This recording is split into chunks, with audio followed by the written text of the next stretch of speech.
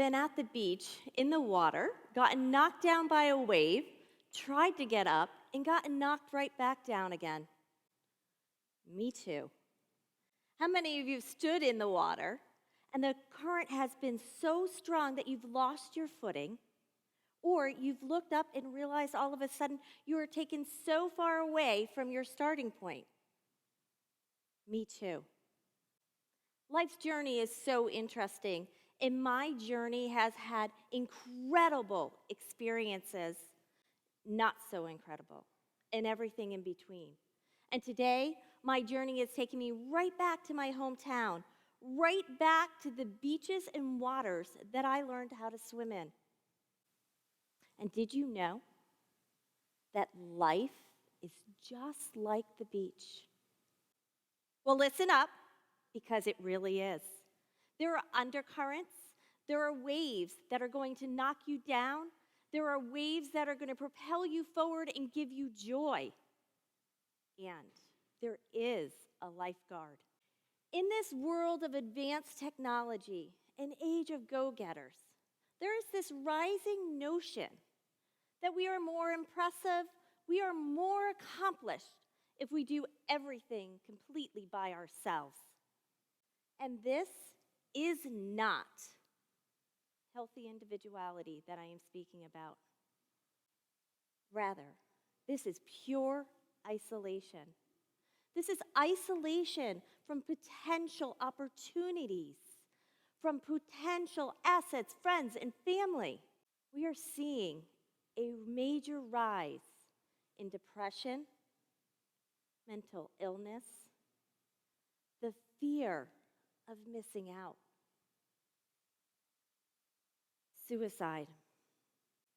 This is intrinsically a societal issue, and somehow we have managed to convince ourselves that we are more impressive if we stay in the dangerous waters and the stormy conditions completely by ourselves with no lifeguard on duty, or just straight up ignoring that lifeguard, rather than taking the appropriate precautions and planning accordingly to ride the best waves in the best conditions.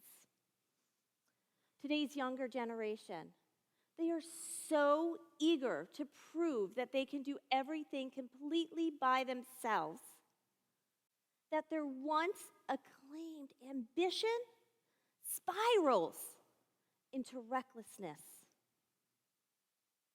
They literally run right into the water with no lifeguard, with no floaties, no life raft, and certainly no plan. I am not excused from that, because I do that as well. And in my experience, I have learned that the bigger the wave has gotten in life, the stronger the undercurrent has gotten. I am more insistent on doing it all by myself, swimming alone. And I literally look at the lifeguard and put my hand up and ignore it. Throughout life, the waves have kept crashing, and I have tried so hard to get out of the way, all alone. A wave of domestic violence, a wave of losing my father as a young adult and not grieving his loss till 33 years later. A wave of a divorce, a wave of a major career change, a wave of a global pandemic, and a wave of losing my mother this past year. Never once did I listen to the lifeguard or look for the lifeguard. Instead, I blamed the waves. I felt hopeless. I was powerless. It was really hard to catch my breath. It was as if I turned to that 10-year-old child at the beach, that happy-go-lucky girl, and all of a sudden my face is being pounded into the sandy shores just to be hit by a monster wave as I keep getting pounded to be hit by another wave just to be taken underwater again. The waves become so persistent that after enough knockdowns, you lose your self-identity. You lose your confidence. We lose our sense of which way is up, which way is down, and eventually we can't see the shore anymore. Stability is lost. Spirit is crushed. And hope shrinks to a grain of sand. And the hardest thing that we need to do is look inward and be brutally honest with ourselves. Be true to yourself. I've learned along the way that we have to stop blaming the waves. We need to be accountable for ourselves because the waves are never going to stop crashing. Some of you may have experienced some of these waves. A wave of losing a loved one. A wave of things not going as planned. Health issues. A setback in your career or education. Changes on a global scale. A wave of fear through the pandemic. The waves in life are limitless. And you also have to watch for those undercurrents underneath those waves because they can take you away without you knowing it. How many of you have found yourself scrolling hours upon hours upon hours on TikTok, on Instagram, or other social media platforms, feeling unmotivated and more alone? Same here. How many of you have been caught in drama, and when you've left, you've felt angry, fearful, and empty? Me too. How many of you have held all of your emotions in? Frustration, anger, sadness. Because you were afraid to show anyone that? Because you were afraid of being judged or being seen that your life is not all put together? Me too. You need to have a checkpoint in life. So when we were kids, we would go to the beach, and our parents would say, "This beach chair is your checkpoint today. So when you're in the water, if you start drifting away, get out, come back, get aligned, and get right in front of the beach chair again." Because we don't want to be drifted off to sea. So we would do that. We'd drift away. We'd get out of the water, come back. We'd do that thousands of times during the day. But we were focused. We were aligned with our checkpoint. It's the same thing in life. You need to be aligned with your checkpoint. And what is your checkpoint? Your checkpoint is yours and only yours.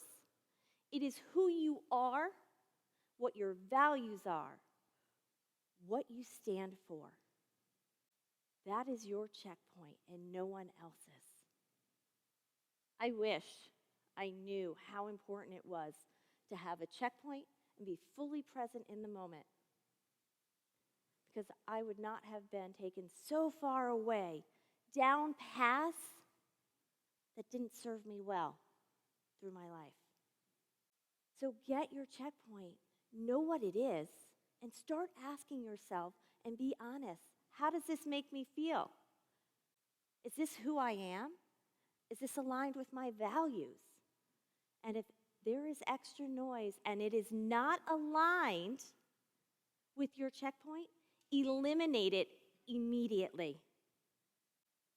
So how many waves do we think we're missing because we're not fully present and aligned with our checkpoint that would propel us forward in life?